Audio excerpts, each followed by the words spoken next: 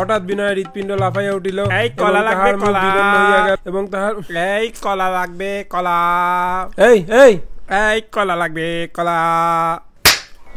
তোর কলা অন্য জায়গায় গিয়ে বেচ।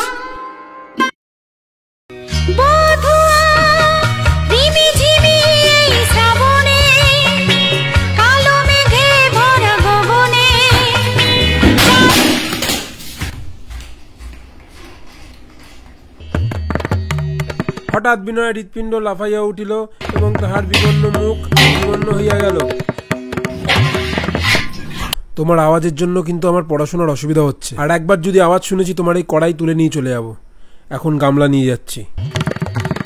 হঠাৎ বিনয়ের হৃৎপিণ্ড আজকে বিড়ালের কুস্তি